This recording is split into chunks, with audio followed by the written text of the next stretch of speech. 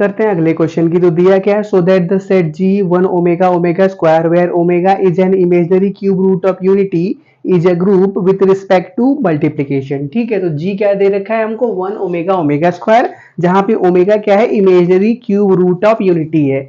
Omega क्या है, imaginary cube root of unity. अगर हम ओमेगा क्यूब करते हैं तो हमको क्या मिलता है, वन मिलता है, क्यूब रूट ऑफ यूनिटी। ये कंडीशन उसने दे रखी है।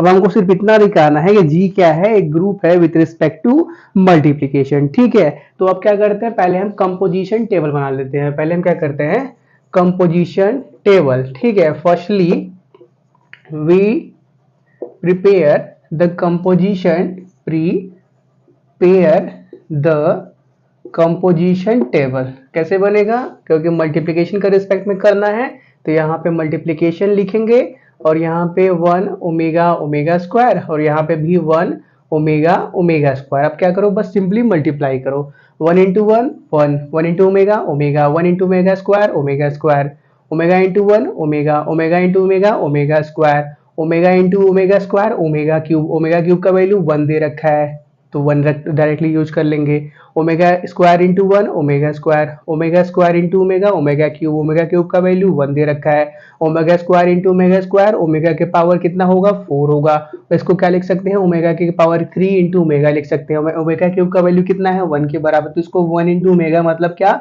ओमेगा के बराबर लिख सकते हैं। तो ये क्या हो गया, ओमेगा के बराबर आ गया। तो अब क्या करते हैं, जितने भी ग्रुप के प्रॉपर्टीज होते हैं चारों, उनको क्या करते हैं, सेटिस्फाई कराते हैं इसके ऊपर। ठीक है, तो पहले क्या, क्लोजर प्रॉपर्टी के बारे में बात करते हैं। तो देखो इस कंपोजिशन टेबल के अंदर जो भी एलिमेंट है, one omega omega square, omega omega square one, omega square one omega, सभी क्या है, जी के ही एलिमेंट है। कहने का मतलब जितने भी एंट्रीज है कंपोजिशन टेबल के अंदर सभी क्या, जी के ही एलिमेंट्स है। तो हम क्या बोलेंगे, since all the entries in the composition table, closure property की पहले बात करते हैं, लिख लेते हैं। ठीक है, क्लोजर प्रॉपर्टी के बारे में क्या बोलेंगे हम, since all the entries in the composition table are the elements of G, are the elements of G, therefore G is closed with respect to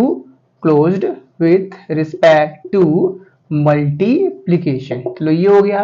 फिर क्या नेक्स्ट होता है, एसोसिएटिविटी का प्रॉपर्टी, तो उसके बारे में बात करते हैं। एसोसिएटिविटी के बारे में बात करते हैं। तो देखो हम जानते हैं कॉम्प्लेक्स नंबर हमेशा ही क्या होते हैं, एसोसिएटिव होते हैं।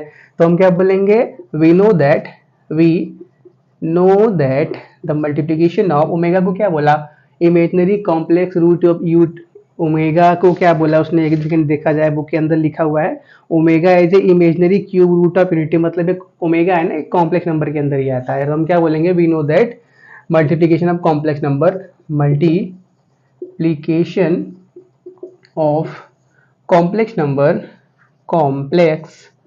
नंबर आर ऑलवेज एसोसिएटिव होते हैं। तो ये हो गया दूसरी प्रॉपर्टी। अब क्या करते हैं, एग्जिस्टेंस ऑफ आइडेंटिटी के बारे में बात करते हैं। एग्जिस्टेंस ऑफ आइडेंटिटी, या सिंपली बोल देते हैं लेफ्ट आइडेंटिटी के बारे में बात कर लेते हैं। ठीक है, आइडेंटिटी बोलो, लेफ्ट आइडेंटिटी बोलो, राइट आइडेंटिटी बोलो, सभी का मतलब एक ही होता है, आइडेंटिटी एलिमेंट की आप बात कर रहे हो। ठीक है, तो यहाँ पे देखो इस कंपोजिशन टेबल के अंदर इस वन ओमेगा ओमेगा स्क्वायर को देखो, पहले हमने वन को यहाँ मल्टीप्लाई किया, वन को यहाँ मल्टीप्लाई किया, वन को यहाँ मल्टीप्लाई किया। तो देखो वन वन के साथ मल्टीप्लाई में जाके वन ही दे रहा है, वन ओमेगा के साथ मल्टीप्लाई में जाके ओमेगा ही दे रहा है, वन ओमेगा स्क्वायर के साथ मल्टीप्लाई में जाके ओमेगा स्क्वायर ही दे रहा है। कहने का मतलब वन यहाँ पे गया मल्टीप्लाई में तो ये पूरा का पूरा कॉपी होके नीचे आ गया, ये पूरा का पूरा एकदम टॉप का रो कॉपी होके नीचे आ गया, इसमें कोई चेंजेस नहीं हुआ। कहने का मतलब ये वाला वन इन सभी के अंदर क्या हो गया, छुप गया। तो हम क्या बोलेंगे, from the composition table, from the composition table we see that the row headed by element 1, see that the row headed by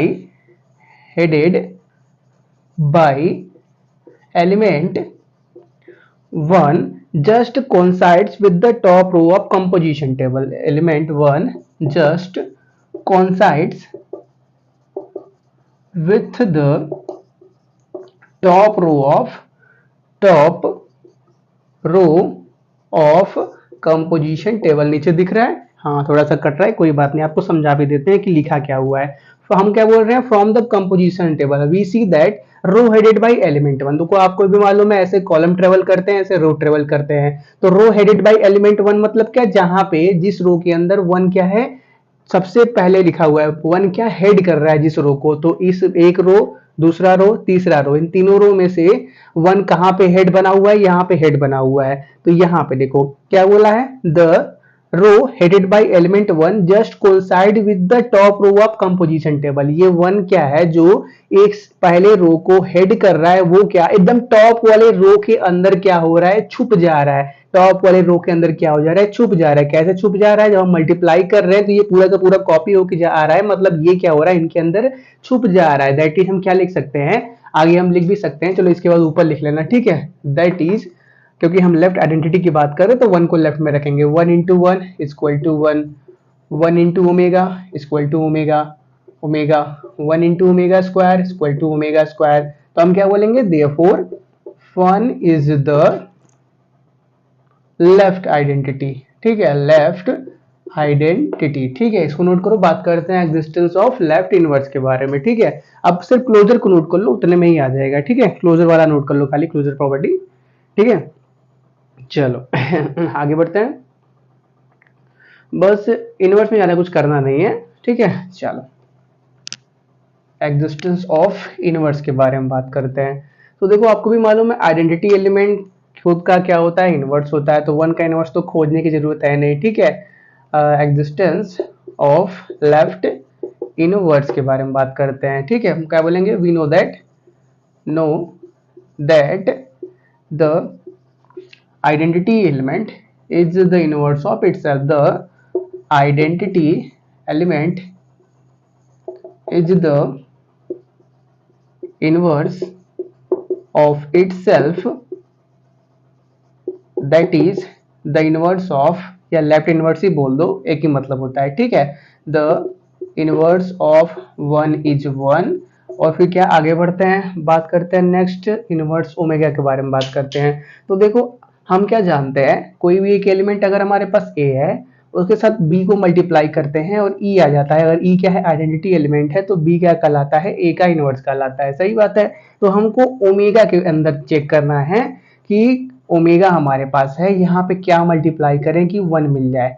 omega हमारे पास है, यहाँ पे क्या मल्टीप्लाई करें कि वन मिल जाए, ठीक है। तो देखो यहाँ पे ओमेगा है, इसके कॉलम में देखो वन कहाँ पे आया, वन यहाँ पे आया है। तो ये वाला एलिमेंट कैसे मिला होगा, तो हमने ओमेगा स्क्वायर को ओमेगा के साथ मल्टीप्लाई किया होगा। तो ओमेगा इंटू ओमेगा स्क्वायर करोगे तो क्या मिल जाएगा, ओमेगा क्यूब हो जाएगा, जिसका वैल्यू कितना होता है, वन के बराबर, क्योंकि उसने omega cube equal to one दे ही रखा है। तो हम क्या बोलेंगे, क्या बोलेंगे, सिमिलरली, क्योंकि आइडेंटिटी एलिमेंट की था ना, आइडेंटिटी का इनवर्स उसको अलग ही रख लो, क्या बोलेंगे, similarly the inverse of omega is omega square and the inverse of, या लेफ्ट इनवर्स लिख लो, अच्छा है क्योंकि हम टॉपिक क्या किया है, लेफ्ट इनवर्स रखा हुआ है, ठीक है।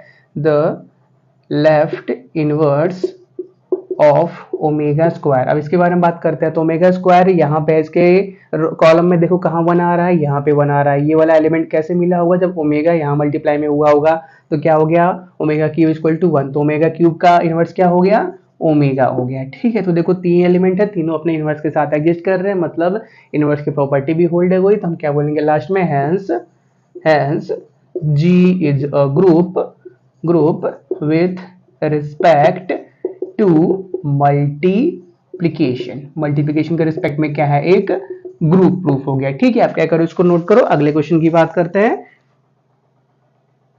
अगले क्वेश्चन की। सो that the set of four transformation f1 f2 f3 f4 on the set of complex number defined by, देखो ये जो f1 f2 f3 f4 दे रखे हैं, इसको कैसे समझे, ठीक है। जैसे मान लेते हैं हमारे पास एक जूसर है, जूसर क्या करता है, जूस निकाल के देता है, ठीक है। सपोज कर लो ये कोई जूसर है, ठीक है। चलो अगर हम क्या करते हैं, इसके अंदर आम डालेंगे तो आम का जूस निकल जाएगा, कोई और दूसरा फल डालेंगे तो कोई दूसरा जूस निकल जाएगा, ठीक है। अगर हम क्या करते हैं, इस जूसर को F1 बोल देते हैं, ठीक है। तो F1 F1, और ये जो ब्रैकेट आप लिखते हो यहाँ पे जो चीज आप लिखते हो उसको हम क्या बोलते हैं, F1 के लिए इनपुट बोलते हैं। क्या बोलते हैं? Input.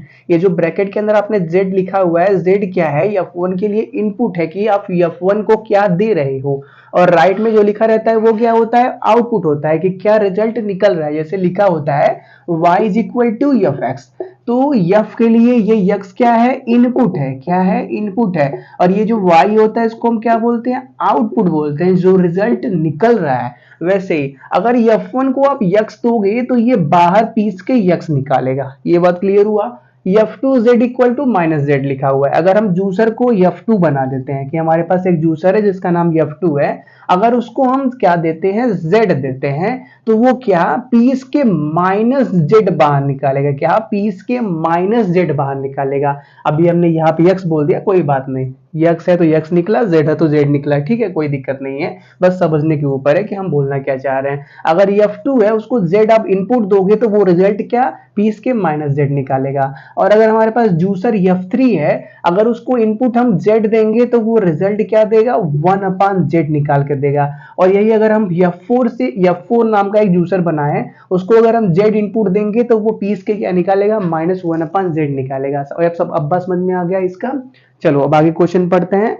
Forms of finite abelian group with respect to composite composition. ठीक है, forms of finite abelian group with respect to composite composition. तो देखो कंपोजिट फंक्शन आपने फंक्शन के अंदर पढ़ रखा है, उसी कॉन्सेप्ट को हम यहाँ पे भी यूज करेंगे। ठीक है, कुछ टाइम पहले हमने एक और क्वेश्चन किया था, उसके अंदर भी हमने सेम कॉन्सेप्ट अप्लाई किया था। वहां पे नॉन अबेलियन प्रूफ करना था, यहाँ पे हमको अबेलियन प्रूफ करना है। ठीक है, तो पहले क्या करते हैं, मान लेते हैं लेट एक जी सेट मान लेते हैं जिसके अंदर सभी F1, F2, F3 और F4 सभी आते हैं। ठीक है, और क्या हमको ऑपरेशन दे रखा है मल्टीप्लिकेशन का, और कंपोजिट फंक्शन भी दे रखा है। ठीक है, तो क्या बोलते हैं, सपोज जैसा हमने उस क्वेश्चन के अंदर किया था, we define multiplicatively the composition known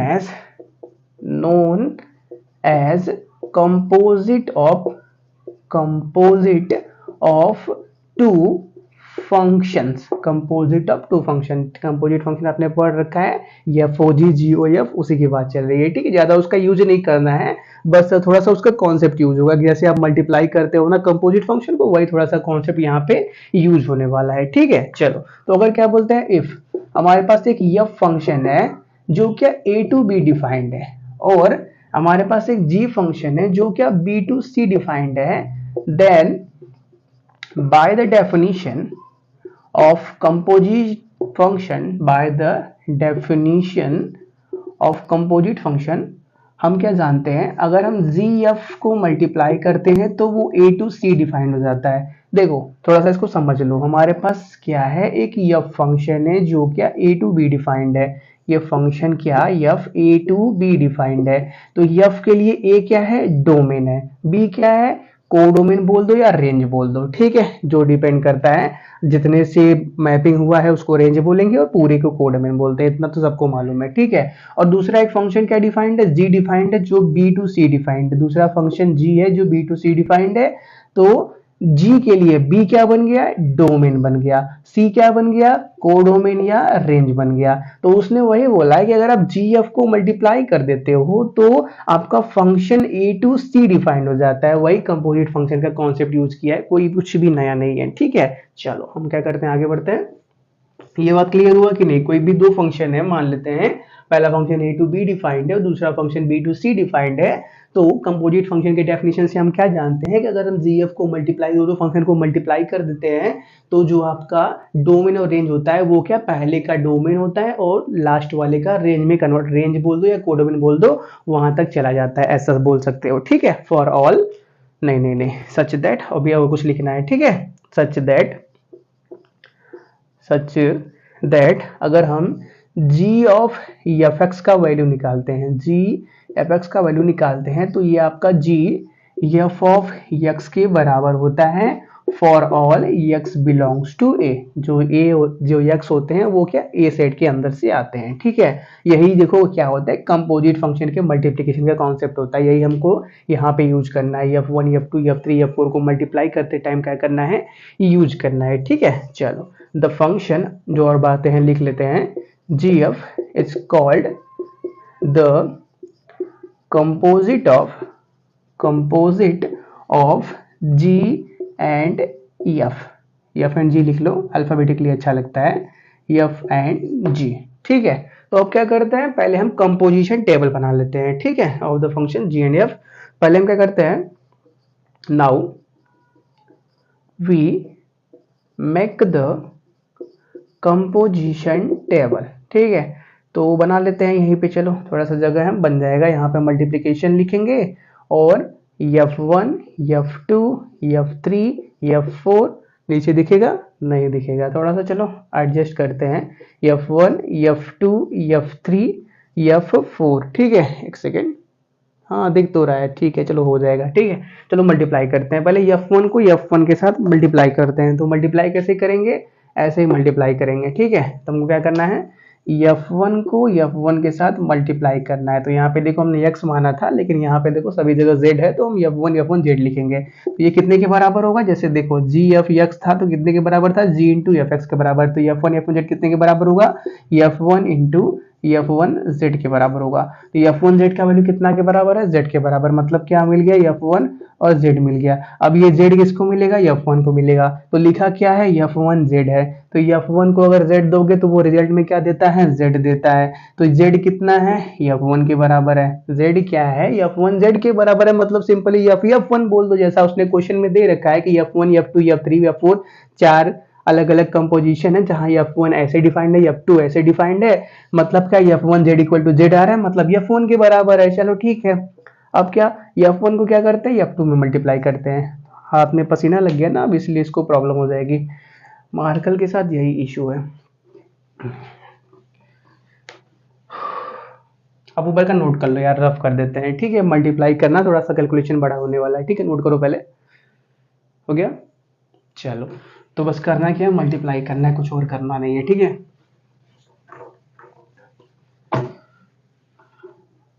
चलो हो जाएगा इतने में, हाँ वो तो जाना चाहिए। पहले क्या करते हैं, f1 को f2 के साथ मल्टीप्लाई करते हैं। तो इसको क्या लिखेंगे हम, f1 f2z। चलो कोई बात नहीं, मिट गया, हमारे पास नोट्स में लिखा हुआ है क्या क्या वैल्यू था, ठीक है। एक सेकेंड ले लिया जाए। चलो तो f1, अगर f2 को हम z देते हैं, तो f2 को हमने अगर z दिया था तो उसने रिजल्ट में क्या निकाला था, -z दिया था, तो -z आ गया। अब ये -z किसको मिलेगा, f1 को मिलेगा। और f1 का क्या रूल है कि उसको जो भी दोगे वो बाहर निकाल देगा, वैसे का वैसे ही बाहर निकाल देगा। तो f1 को -z दोगे तो -z ही बाहर निकाल देगा। अब -z कितने के बराबर है, f2z के बराबर है, मतलब हम f2 लिखेंगे। तो यहाँ पे क्या आ गया, f2 आ गया। और फिर क्या, f1 को मल्टीप्लाई करते हैं f3 के साथ, ठीक है। तो क्या लिखेंगे इसको आप, f1 f3z लिखेंगे। अब f3 को अगर आप z देते हो, f3 को अगर आप z देते हो तो वो क्या 1/z निकालता है, 1/z निकालता है। अब f1 को जो भी दोगी वो वैसे ही बाहर निकाल देगा। तो ये क्या 1/z बाहर निकला, 1/z मतलब क्या, f3। तो यहाँ पे क्या मिल गया, f3। और वैसे ही मल्टीप्लाई करके देख लो, f1 f4 को मल्टीप्लाई करोगे तो f4 ही आने वाला है, ठीक है। कहने का मतलब ये जो f1 है वो क्या आइडेंटिटी एलिमेंट की तरह बिहेव करेगा। देखो f1 को यहाँ पे भी मल्टीप्लाई कर रहे हैं, उसकी प्रॉपर्टी पे कोई इफेक्ट नहीं पड़ने दे रहा है। f1 f1 f1 f1 f2 f2 f1 f3 f3 f1 f4 f4 आ गया, ठीक है। कहने का मतलब ये जो f1 है ये क्या आइडेंटिटी एलिमेंट का रोल प्ले कर लेगा, ठीक है। आगे बढ़ते हैं, f2 f1 को मल्टीप्लाई करते हैं, f2 f1 z, मतलब इसको f2 f1 z के बराबर लिख सकते हैं। अब f1 को z देंगे तो वो z बाहर निकालेगा, तो क्या मिल गया, f2 z मिल गया। अब f2 को अगर आप z देते हो तो हो गया -z निकालता है, माइनस का z निकालता है, मतलब क्या ये तो f2 के ही बराबर है। तो यहाँ पे क्या आ गया, f2 आ गया। अब f2 को f2 के साथ मल्टीप्लाई करते हैं, f2 को f2 के साथ मल्टीप्लाई करते हैं, तो इसको क्या लिखेंगे, f2 ब्रैकेट f2z। f2 को z देते हैं तो वो क्या करता है, F2 को Z देते हैं तो वो माइनस Z की तरह बाहर निकाल देता है, तो इसको क्या F2 को माइनस Z मिलेगा। अब F2 को माइनस Z मिला तो वो क्या करेगा, माइनस ऑफ माइनस Z बाहर निकालेगा। इसको एक सेकंड के लिए बॉक्स बोल दो। तो F2 को अगर बॉक्स मिलता है तो वो क्या माइनस ऑफ बॉक्स निकालता है, बॉक्स की जगह पे क्या है माइनस Z है, तो minus Z minus minus cancel मतलब Z मिला।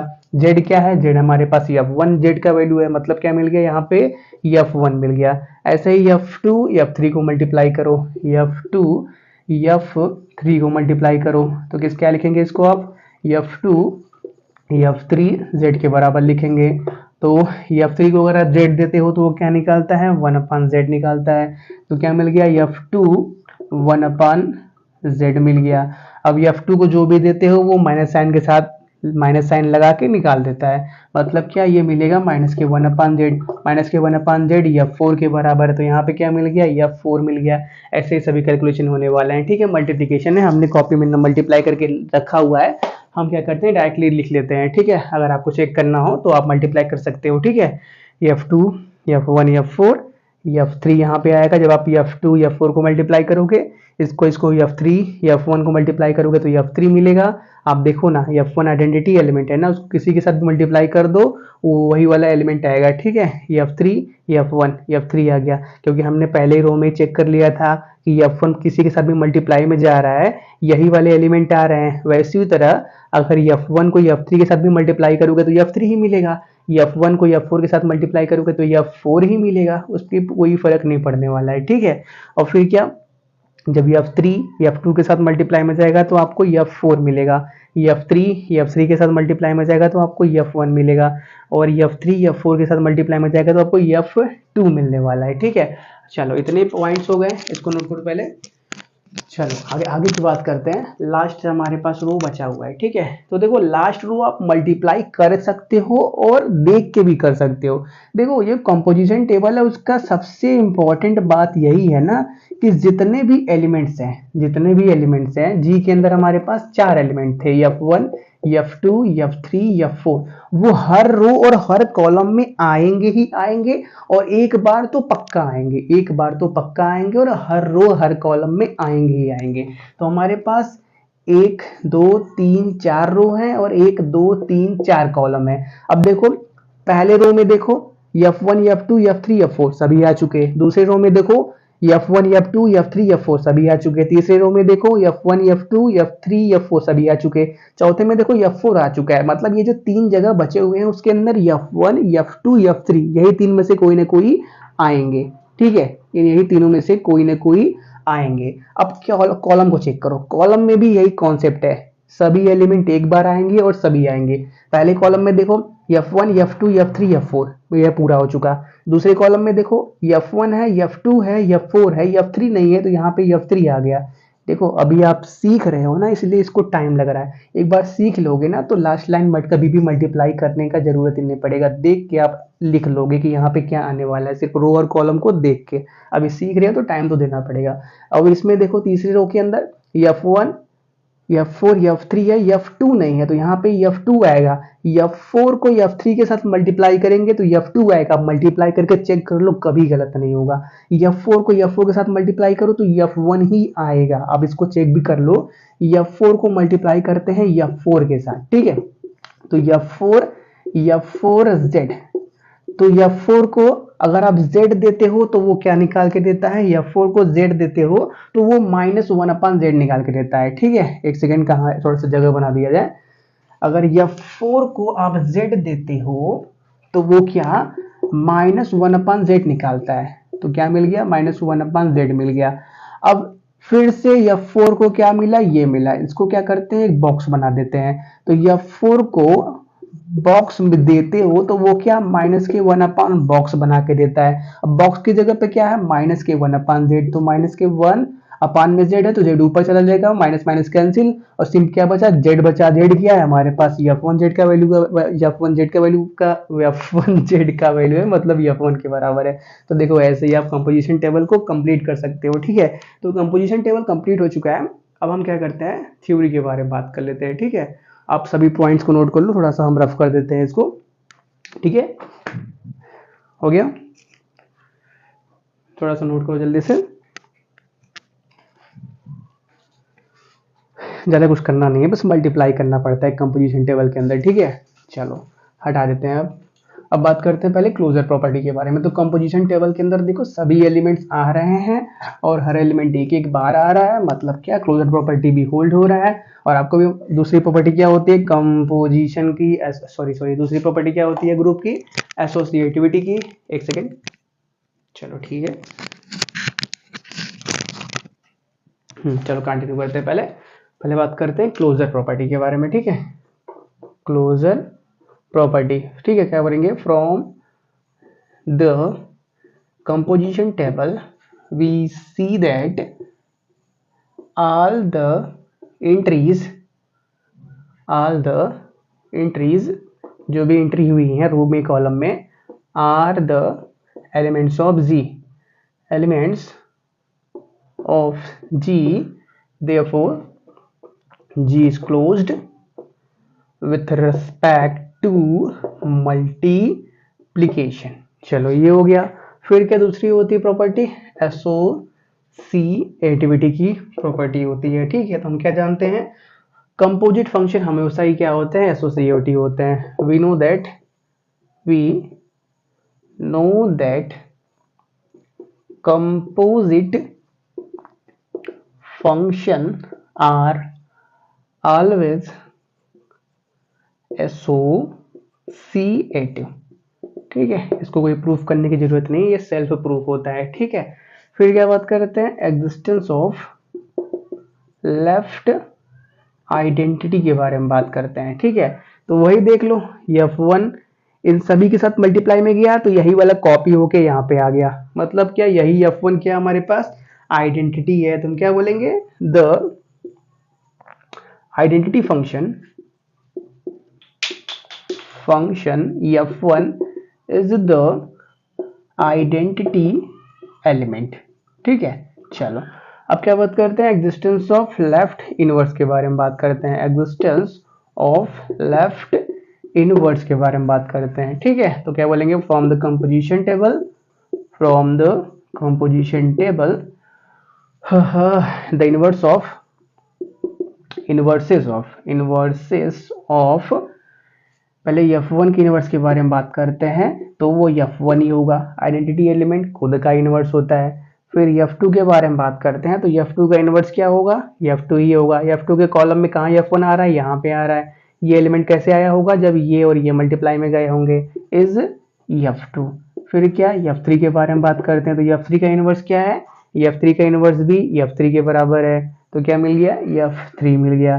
फिर क्या बात करते हैं, एंड F4 के इनवर्स के बारे में बात करते हैं तो F4 का इनवर्स F4 के बराबर है, इज F4। सभी एलिमेंट इनवर्स के साथ एग्जिस्ट कर रहे हैं तो इनवर्स भी क्या हो गया, एग्जिस्ट हो गया। अब क्या, एबिलियन प्रूफ करना था ना, एक सेकंड चेक किया जाए। हाँ, एबिलियन प्रूफ करना था, ठीक है। तो लास्ट प्रॉपर्टी होती है एबिलियन की, कम्यूटेटिव, ठीक है। तो यहाँ पे देखो, here in the composition table सभी Fi Fj equal to Fj Fi for all Fi Fj belongs to G। I और जे की जगह आप क्या कर सकते हो, 1 2 3 4 ऐड कर सकते हो, ठीक है। आप लिख भी सकते हो वेयर आई और जे क्या है, 1 2 3 4। कंपोजिशन का आप सिंपल सा मतलब जानते हो, सॉरी कंपोजिशन नहीं, कम्यूटेटिव का आप सिंपल सा मतलब जानते हो। थोड़ा सा मार्कर चेंज कर देने दो भाई, समझा देते हैं, ठीक है। क्या बताएं यार, टाइम तो बहुत हो गया लेकिन बारिश का पता नहीं। वेट थोड़ा सा, चलो ठीक है, कंटिन्यू करते हैं। देखो कंपोजिशन का आप क्या मतलब जानते हो कि अगर हम F1 F2 को मल्टीप्लाई करते हैं तो F2 F1 के बराबर आना चाहिए। तो जब हमने F1 और F2 को मल्टीप्लाई किया, F1 F2 को मल्टीप्लाई किया तो क्या मिला, F2 मिला। यहाँ पे क्या मिला, F2 मिला। अब F2 F1 को मल्टीप्लाई करते हैं, F2 F1 को मल्टीप्लाई किया, फिर भी हमको क्या मिला, F2 मिला। दोनों बराबर है ना, तो यही होता है हमारे पास कम्यूटेटिव प्रॉपर्टी। अब किसी भी दो पेयर को पकड़ लो, F1 F2 को पकड़ लो, F3 F4 को पकड़ लो, ये हमेशा ही F4 F3 के बराबर होगा। ठीक है, तो सिंपल सा ये सब मत दिखाओ, आप क्या बोल दो, here in the composition table, in the composition table fi fj equal to fj fi for all fi fj belongs to G where I is equal to 1 2 3 4, therefore G is also commutative। ठीक है, हम क्या बोलेंगे, therefore G is also commutative। Last में एक line और लिख देना, hence G is a finite abelian group। Finite क्यों बोला, क्योंकि हमारे पास G के अंदर 4 ही एलिमेंट थे, तो ऐसा भी बोल सकते हो G is a finite abelian group of order 4। ठीक है, नोट करो।